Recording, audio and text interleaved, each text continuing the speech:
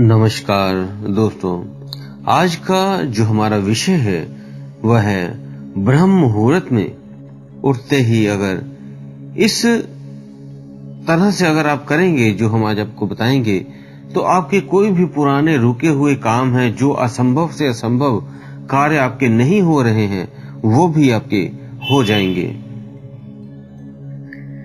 तो कैसे असंभव से असंभव कार्य होंगे आपके और क्या प्रोसेस है, क्या विधियां हैं जिससे ऐसा करने से ऐसा हो जाएगा।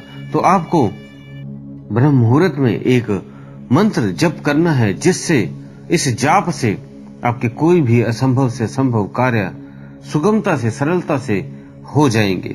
तो दोस्तों, हमारे साथ आप अंत तक बने रहें ताकि आपको इसकी पूरी जानकारी मिल सके। और हम आप सभी का स्वागत करते हैं आपके अपने चैनल आत्मा से परमात्मा का सफर। दोस्तों, ये जो आपको आज मंत्र हम बताएंगे, ये अपार शक्ति से भरा हुआ है, शक्तिशाली इतना ये मंत्र है जिसके जाप से आपको कोई भी कार्य, पुराने से पुराना या कोई नया कार्य या किसी भी समस्या या कोई भी असंभव कार्य आपका नहीं हो रहा है, तो वो इसके बाद हो जाएगा। आपने दोस्तों ब्रह्म मुहूर्त में जो समय आपको पता है, वे 3 बजे से शुरू कर लें और 5 बजे तक ब्रह्म मुहूर्त का समय कहलाता है।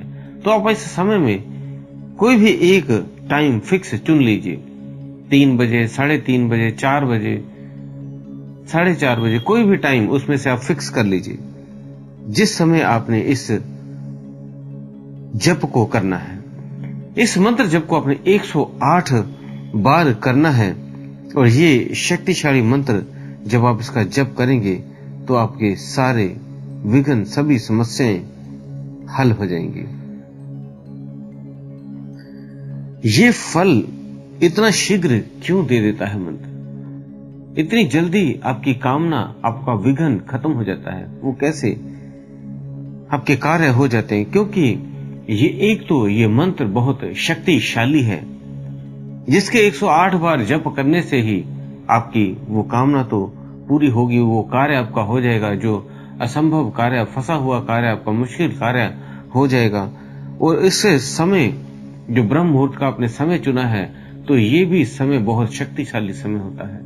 इस समय दैवीय शक्तियां भ्रमण कर रही होती हैं। तो उस समय जब आप जाप करते हो तो वो शक्तिशाली मंत्र और वो शक्तिशाली समय दोनों जब एक हो जाते हैं, तब आपके वो और भी शक्तिशाली, बहुत जल्दी रिजल्ट आपको मिलते हैं। जब आपने इस समय उठना है तो कुछ आपने विशेष तरह की प्रार्थना भी करनी है। इस समय आपने हाथ जोड़कर परमात्मा को धन्यवाद करना है कि उन्होंने आपको ब्रह्म मुहूर्त में उठाया, उसके लिए धन्यवाद करें। और फिर जब पैर रखने लगे धरती पर, तो आप देख लें आपका कौन सा नोस्ट्रिल चल रहा है, कौन सी नासिका से ज्यादा हवा आ रही है। पहले एक नासिका को, लेफ्ट को दबाकर राइट से हवा बाहर फेंके और फिर राइट को दबाकर लेफ्ट से बाहर फेंके। जिस तरफ से हवा ज्यादा बाहर आ रही है वो नथुना आपका खुला है। तो सबसे पहले वही पांव अपनी धरती माता पे रखना है, लेकिन उससे पहले प्रार्थना करनी है, धरती माता का धन्यवाद करना है, जो हमें खाने पीने की वस्तुएं, हमें ऑक्सीजन पेड़ों के रूप में और कई चीजें प्रदान करती हैं। तो उनका धन्यवाद करके अपने माता पिता के चरण स्पर्श करके या वैसे ही बैठकर उनका धन्यवाद कर सकते हैं। जब आप ये मंत्र साधना शुरू करेंगे तो ध्यान रहे, अपने पवित्रता का ध्यान रखना है। इन दिनों में, जो भी दिन आप करोगे, उन दिनों में कोई, अगर आप शादीशुदा हैं तो संभोग क्रियाएं ना करें, शुद्धिकरण रखें और कोशिश करें सुबह नहा धोकर ही पूजा पाठ करें। अगर आप नहा धोकर ये नहीं कर सकते तो हाथ मुंह अच्छी तरह धोकर फिर ये आप मंत्र जप कर सकते हैं। ब्रह्म मुहूर्त को ही कई लोग अमृत वेला भी कहते हैं। इस समय जब आप उठते हैं अमृत वेला में, तो आपके शरीर और आत्मा दोनों को बहुत ही ये फायदेमंद समय होता है। इसे आपका जो शारीरिक है वो भी आपको बीमारियों से आप दूर रहेंगे, बीमारियां आपको जल्दी स्पर्श नहीं कर पाएंगी। आपके अंदर एक पॉजिटिव ऊर्जा, सकारात्मक ऊर्जा भरपूर मात्रा में आपके अंदर जाएगी, जिस वजह से आपके अंदर ऑक्सीजन की मात्रा भी बहुत ज्यादा बढ़ जाती है, जिससे इम्यून सिस्टम बूस्ट हो जाता है और आपको कोई भी बीमारियां नहीं लग पाती।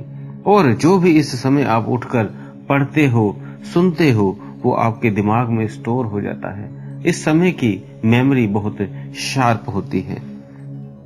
तो वो मंत्र आपको पहले हम बता दें, स्क्रीन पे भी लिखा होगा, आप उसे पढ़ लें और हम इसको पढ़कर भी एक बार बता देते हैं। ये जो मंत्र है ये महादेव और विष्णु और ब्रह्मा, इन तीनों का समावेश है।